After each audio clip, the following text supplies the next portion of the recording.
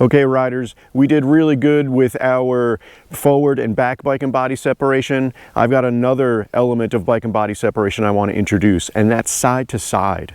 Side to side looks like this, and it's involved in so many skills. We're going to spend some time here. First, we use side to side when we're sprinting. We're pulling on the bars while pedaling forcefully, and we're rocking the bike side to side. We may use it when we're going across a narrow bridge or a skinny challenge feature. We're going to do little bits of side to side so that we continue straight while keeping our balance. Sometimes we use it in narrow trails. When the trees are getting close to our handlebars, we move the bars away from those objects. And in some cases, those may be other riders that are passing us, or we are passing on the trail, or we're getting close to side by side. So we'll move our bars away from threats. And then lastly, I love to point out that we use it a ton when we're cornering. We lean the bike and hold it, and that is going to help us to change direction at moderate or high speeds. To do side-to-side bike and body separation, we want to be in a good ready position. We want to have wide knees, and then we're going to lean the bike side to side while hinging with our arms. So to demonstrate this to us, I'm going to ride off in the distance, and then I'm going to turn around and come back towards you so that you can see how I'm doing side to side. As I'm doing that, note how little my head is moving while the bike is leaning side to side.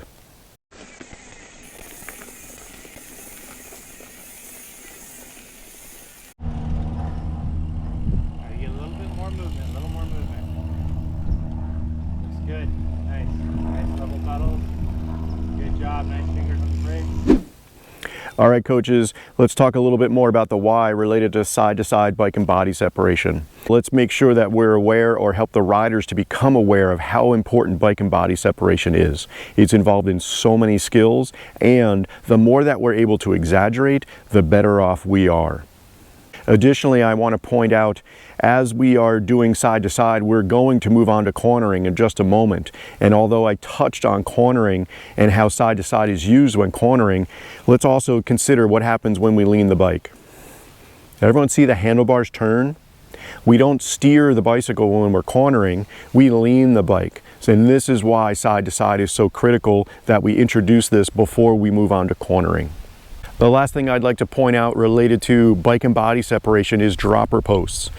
When we have a dropper post, we can put the seat down and out of the way, allowing the bike to move around so much more between our legs without getting pushed around by the bike. It's unfortunate that not all of our riders have the opportunity to have a dropper post, while many of the coaches have invested and have been riding for a long time and may have one. So as we're working with riders, consider your audience. If you're working with a bunch of riders that do not have dropper posts, you may want to consider doing your demos with your seat up, or doing the demos twice, once with your seat down and once with your seat up. Let's try not to stress the benefits of the dropper post unnecessarily, as they're such an incredible expense to the parents and the families of these riders.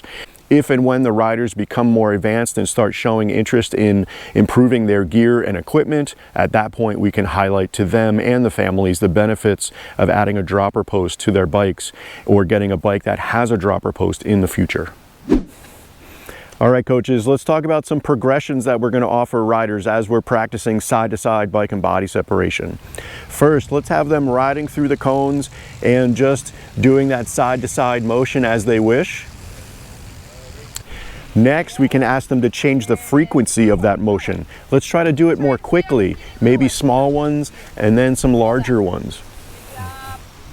Carrying forward with that, our next progression might be to extend that exaggeration. Let's see how far we can lean the bike to one side and the other as we're going through the cones.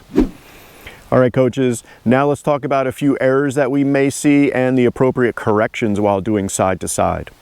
The first is that the rider is too tall and may have arms straight or locked. At that point, they're not able to do as much side to side, simply because of the reach of their arms is being compromised. Let's help them to get lower in a good ready position, and then they'll have more reach as they go side to side. Another very common error is when the riders are moving their shoulders instead of moving the handlebars. That's simply them not comprehending how much the bike can lean. They may have developed a habit of kind of clinging to the bike to keep the bike still, where we need to open them up and help them to realize the bike does need to move around underneath them. The last common error that we often see is when riders are exaggerating, they're dropping one foot all the way down in order to lean on that pedal. And that is a great idea when we need to exaggerate, but in this case, it's leading to a habit where they're going to start dropping their outside foot unnecessarily.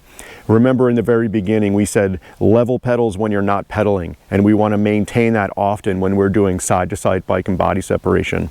So as you're asking riders to do a lot of exaggeration with their side-to-side, let's also remind them that their pedals should remain level during that exercise. A great game that we can play that really promotes good bike and body separation is bike limbo. Have one or two coaches holding a broom handle or a pool noodle horizontal around chest high or so, and have the riders try to ride under it without touching. As they do it successfully, lower that object a couple inches at a time, and note how they're having to move to the side or even behind the saddle in order to get lower on their bikes. Keep going lower and lower and see who can get the lowest and still get through the object or under the object without touching. Another game that really promotes bike and body separation is the game Foot Down. This game may get mentioned numerous times as we go through our video series because it's got so many dynamic elements, and one of those is how we are trying to keep our balance moving the bike often side to side or forward and back as we are moving around other riders while playing the game Foot Down.